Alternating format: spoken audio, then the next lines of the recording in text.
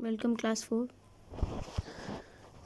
So today in this class we are going to start a very new chapter, that is space science.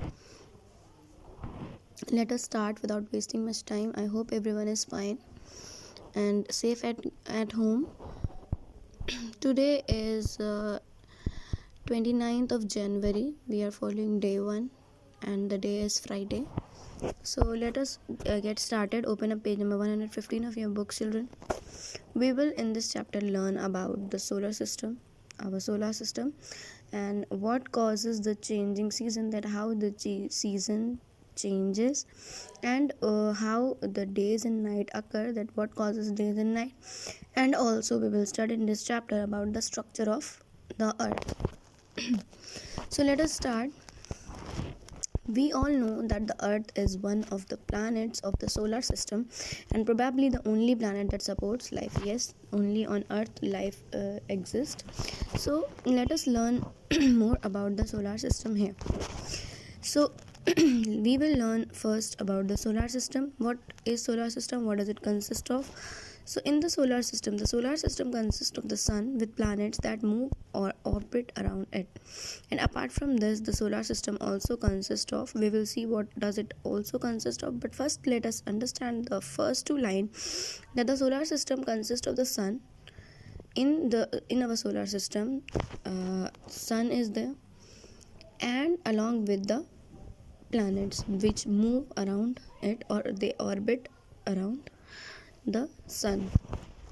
And why it is called solar system? Because it is related to sun, and anything which is related to sun is known as or termed as solar. Okay, so come to the next page. Let us see what else the solar system consists of. It also have dwarf planets in orbits around the sun. Dwarf planets, that means the planet which are too small, and the moons or satellites in orbit around most of the planet, because most of the planets they have their own satellites. So also the satellites are there in the solar system. Comets and asteroids are also there that orbit around the sun as well. And I hope that you people know that which is the natural satellite of our planet Earth. Yes, it is moon.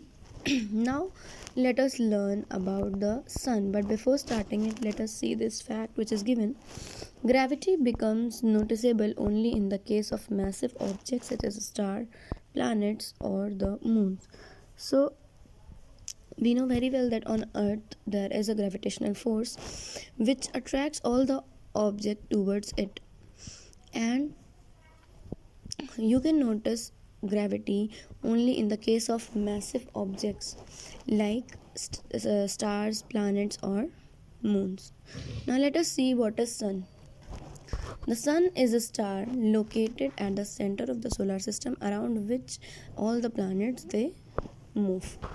The sun is a huge ball of hot glowing gases, and it's a huge ball of hot and glowing gases. Life on Earth would not have been possible without the energy of the sun. Yes, without the energy of the sun, the life on Earth would not be possible. It is the biggest source of light and heat energy for the solar system. Then comes the planets. There are 8 planets in the solar system, and starting with the Mercury, the planet which is closest to Earth is which is closest to the sun is Mercury. Then the planets are like the other planet after Mercury are like Venus, Earth, Mars, Jupiter, Saturn, Uranus, and Neptune. And some years earlier there was a planet named Pluto which is now considered as dwarf planet, and now it is not counted as a planet, but earlier there were 9 planets. So what keeps the planet in orbit around the sun is the force. It's a force. All objects they are attracted towards each other by the force of gravity, and it is actually the gravitational force between the sun and the planets that keep the planets in their orbits, and orbits are the path around which they move. The table below provide the information about the 8 planets. So the information about the planets and the features we will discuss them in our next class, because they are a bit vast. So we will discuss them later. Let us see the picture which is given. This is how in the solar system the sun is present in the middle.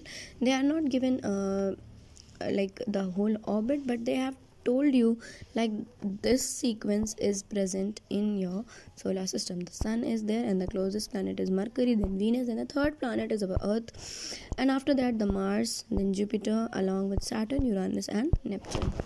So children, learn all the planets name in a serial manner, and also read this chapter. This is it for today's class. Thank you and have a nice day. Goodbye.